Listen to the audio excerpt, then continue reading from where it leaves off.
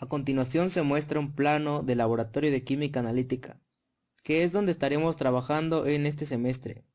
Se muestran los señalamientos más importantes de dicho laboratorio. Conforme entramos al laboratorio, a mano derecha tenemos lo que se conoce como ducha de emergencia, la cual sirve para entregar primeros auxilios a personas que les ha caído algún tipo de sustancia. Cabe recalcar que se debe saber con qué materiales se maneja, puesto que hay sustancias que no se llevan con el agua. Obligatorio el uso de bata, puesto que está diseñado para proteger la ropa, la piel de las sustancias químicas con las que se trabaja en el laboratorio. No introducir alimentos o bebidas, puesto que pueden contaminarse con productos químicos. En todo el laboratorio podemos encontrar el símbolo de ruta de evacuación, la que nos ayuda a identificar la salida en caso de sismos. En el laboratorio trabajamos con reactivos, por tanto debemos saber qué tan peligrosos pueden llegar a ser. Para ello se creó el rombo de seguridad, el cual nos expresa un peligro en una escala del 1 al 4. El color azul significa riesgo a la salud, el color rojo inflamabilidad, el amarillo reactividad y el blanco es riesgos específicos. Solo personal autorizado para entrar al cuarto de almacén de reactivos, para así evitar la pérdida de materiales o sustancias. Prohibido el uso de celulares como medida para evitar algún accidente como el derrame de alguna sustancia por no prestar atención. Aquí es donde lavaremos nuestros materiales después de ocuparlos en alguna práctica. Estantes. Este es el lugar donde guardaremos nuestras cosas como son mochilas o suéteres. Campana de extracción.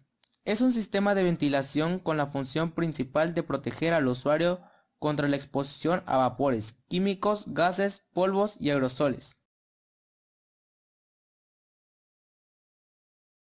Un riesgo es una condición que puede afectar la integridad mental y física de las personas que están en contacto con ella. Un riesgo en laboratorio presenta aspectos generales de las actividades en estos lugares. Se precisan los tipos de riesgo, la gravedad con que pueden presentarse, la clase de atención que es posible brindar, el contenido mínimo del botiquín del laboratorio escolarizado. Los riesgos de trabajo son los accidentes o enfermedades que están expuestos los trabajadores en el ejercicio o con motivo del trabajo. El accidente del trabajo es un evento imprevisto fuera del control que suspende de manera temporal al permanente la actividad de trabajar. En un accidente de tránsito es un problema o accidente que se tiene porque es necesario medir las circunstancias del trayecto, especialmente el tiempo y lugar. La razón para hacer este video es porque tenemos que saber las medidas de seguridad, porque si no las sabemos y no tenemos los materiales adecuados para realizar nuestras actividades, podemos nosotros mismos provocarnos un accidente o podemos provocarle al compañero un accidente. También no se puede clasificar un tipo de riesgo que una misma persona se provoque así. También puede ser un tipo de riesgo natural que puede ser catastrófico para la empresa o para los trabajadores y el patrón.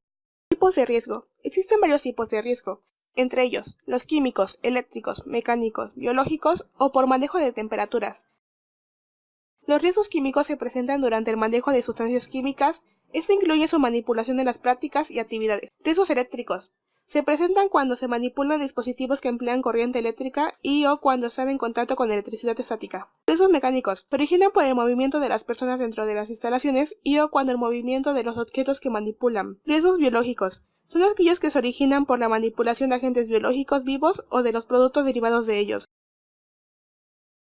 Riesgos de temperaturas extremas. Se presentan cuando un ser humano o alguna parte de su cuerpo hace contacto con temperaturas muy superiores o inferiores a la temperatura corporal.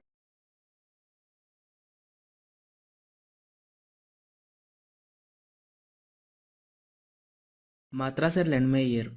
Se utiliza para calentar líquidos con poca pérdida de evaporación, hacer titulaciones y recristalizar un sólido. Vaso de precipitado. Se utiliza para disolver sustancias, calentar líquidos y recoger filtrados.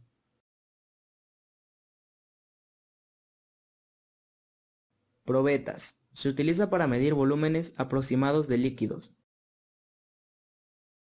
Caja Petri es un instrumento de laboratorio el cual puede ser de cristal o de plástico. Su base tiene forma circular y las paredes son aproximadamente de 1 centímetro. Se utilizan principalmente en los laboratorios de biología para el cultivo de bacterias o microorganismos. Pipeta volumétrica. Está hecha para entregar un volumen bien determinado, el que está dado por una o dos marcas en la pipeta. Pipeta graduada. Están calibradas en unidades convenientes para permitir la transferencia de cualquier volumen, desde 0.1 a 25 mililitros. Hacen posible la entrega de volúmenes fraccionados. El tubo de ensayo consiste en un pequeño tubo cilíndrico de vidrio con un extremo abierto y el otro cerrado y redondeado. Se utiliza para contener pequeñas muestras líquidas o sólidas, aunque pueden tener otras fases, como realizar reacciones químicas en pequeña escala. La cápsula de porcelana es un pequeño contenedor semiesférico con un pico en su costado. Este es utilizado para evaporar el exceso de solvente en una muestra. Existen en diferentes tamaños y formas, abarcando capacidades desde los 10 mililitros hasta los 100 mililitros. El mortero y el pistilo tienen como finalidad machacar o triturar sustancias sólidas. El mortero posee un instrumento pequeño creado del mismo material, llamado mano o pilón, y es el encargado del triturado. Normalmente se encuentran hechos de porcelana, madera y piedra y mármol.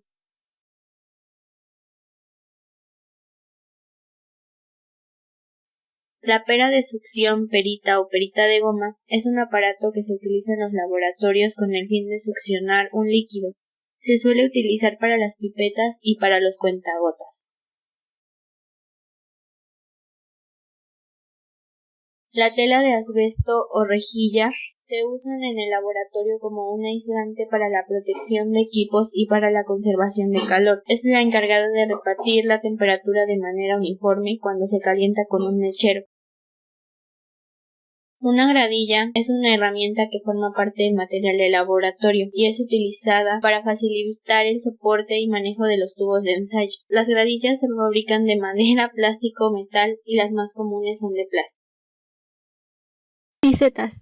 La piceta, también llamada frasco lavador o matraz de lavado, es un frasco cilíndrico de plástico o vidrio con una apertura parecida a la de una pajita, que se utiliza en el laboratorio de química o biología para contener algún solvente, por lo general agua destilada o desmineralizada, aunque también solventes orgánicos como etanol, metanol, hexano, etc. Mechero de Bunsen es un instrumento utilizado en los laboratorios científicos para calentar, esterilizar o proceder a la combustión de muestras o reactivos químicos y provee una transmisión muy rápida de calor intenso en el laboratorio. Es un quemador de gas natural o de gases licuados procedentes de petróleo, normalmente propano, butano o una mezcla de ambos, siendo la llama el producto de la combustión de una mezcla regulable de aire con uno de estos gases. Pinzas para bureta. Son pinzas que permiten sujetar buretas al soporte universal, aunque también se pueden colocar otros materiales de vidrio como tubos de ensayo, embudos, frascos, etc. Soporte universal. Un soporte de laboratorio o soporte universal es una pieza del equipamiento de laboratorio, donde se sujetan las pinzas de bureta mediante dobles nueces. Sirve para tener tubos de ensayo, buretas, embudos de filtración, criba de decantación o embudos de decantación. También se emplea para montar aparatos de destilación y otros equipamientos similares más complejos. Es una herramienta que se utiliza en los laboratorios para realizar montajes con los materiales presentes en el laboratorio y obtener mediciones o diversas funciones.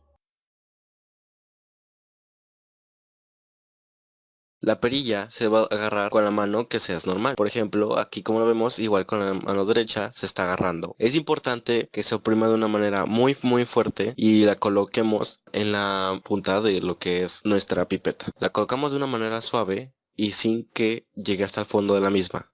La pipeta volumétrica se debe de agarrar con la mano contraria a la que sea uno. Por ejemplo, si eres derecho, la agarras con la izquierda, como lo vemos en el ejemplo. Debe de estar aproximadamente a 45 grados, ya que si la tenemos así, tendremos mejor visibilidad sobre ella. Y poco a poco la vamos soltando. Tenemos la medida perfecta, se retira y con nuestro dedo índice enseguida se tendrá que tapar la pipeta.